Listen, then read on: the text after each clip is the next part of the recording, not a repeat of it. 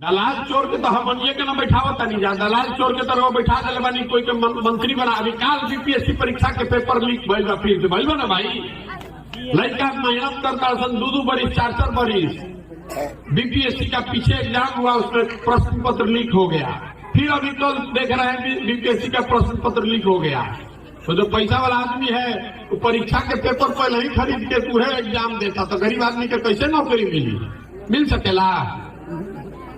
तो आपसे पूछने आए हैं, आप बताइए कि 30-40 साल से हम जो पूछ रहे हैं बताइएगा, पिछले 30-40 साल में आपने अलग अलग दल को वोट दिया। कभी लालू जी को जिताया, कभी नीतीश को जिताया, कभी मोदी जी को जिताया। सबको जिताकर आपने देख लिया, सब ने आपको ठगा है, बिहार को ठगा है। अब समय आ गया है कि आप अपने और अपने बच्चों के लिए मिलकर जनता का विकल्प बनाइए। किसी व्यक्ति का नहीं, किसी एक पार्टी का नहीं, जाति का नहीं, परिवार का नहीं, जनता मिलकर विकल्प बनाए बिहार में। तो बताइए, आपसे सवाल पूछ रहे हैं, जनता को मिलकर अपना विकल्प बनाना चाहिए कि नहीं बनाना चाहिए? सबके हाथ उठा के बोले के बाद मुंह से भी एक कैमरा लागल, वो में रिकॉर्ड होता। पूछल तनी सवाल फिर से, जनता के सब नेता ठगलन, अब समय आ गया कि जनता मिलकर अपना विकल्प बनाए। विकल्प बनाना चाहिए कि नहीं बनाना चाहिए? बनाना चाहिए ना भाई। अब नेता लोग ये छुट्टी होगो ना, आदमी कहता के भैया ये बात तो बुझाता, लेकिन ये होई कैसे?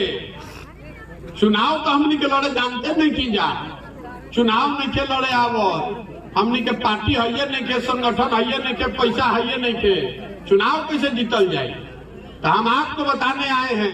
देखिए, अरविंद केजरीवाल को बुलाए या किसी दूसरे को बुलाए, समाज में एक छवि बनती जा रही है कि जो व्यक्ति, जो नेता भी बीजेपी के साथ नहीं है, उस पर ईडी और सीबीआई का छापा पड़ेगा। ईडी और सीबीआई अपना काम करे, जिसने गलती की है उसकी जांच हो, उसको सजा मिले, उससे जनता को दिक्कत नहीं है।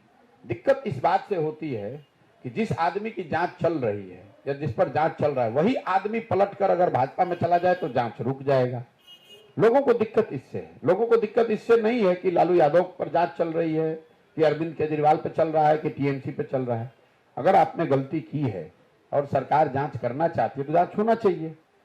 दिक्कत सिर्फ इस बात से है कि ऐसा नहीं हो सकता है कि वही आदमी, हम ये भी नहीं कह रहे कि भाई अगर विपक्ष, कुछ लोग तर्क देते हैं भैया विपक्ष में लोग चोरी कर रहे हैं तो भाजपा पर क्यों छापा पड़े। मैं बिल्कुल कह रहा हूं ठीक है, वो भी मान लिया कि सब ईमानदार भाजपा में ही है, सारा चोर विपक्ष में है।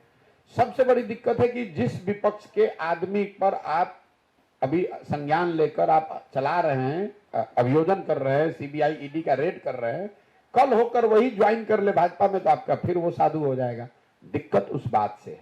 लोगों को, समाज को इस बात से दिक्कत होनी चाहिए कि अगर कल तक कानून की नजर में वो आदमी गलत था, दोषी था, जांच के योग्य था, तो भाजपा में ज्वाइन कर लिया तो साफ कैसे हो जाएगा? इसीलिए लोग कहते हैं कि वो भाजपा वॉशिंग मशीन है।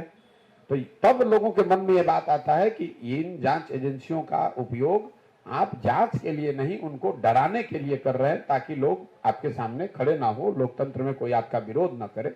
ये दिक्कत है।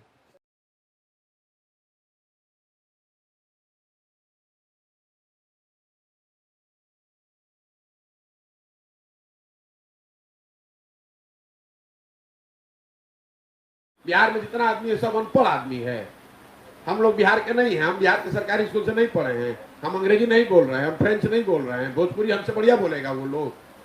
नीतीश कुमार, तेजस्वी यादव हमसे बढ़िया भोजपुरी बोलेगा, लेकिन उसको ना भोजपुरी बोलने आता है ना उसको अंग्रेजी बोलने आता है। वो कभी जीवन में कुछ ना पढ़ा ना कुछ समझा, क्या बोलेगा? वो खाली बकवास करेगा खड़ा होकर, किसी विषय का ज्ञान है नहीं। दूसरे पर खाली ये कभी जाति के नाम पर, कभी धर्म के नाम पर, कभी भाजपा आ रहा। आप पूछ रहे रोजगार नहीं है तो कहता है भाजपा को रोको। आप पूछ रहे भैया शराब माफिया, बालू माफिया क्यों है, तो कह रहा है जातीय जनगणना कराओ।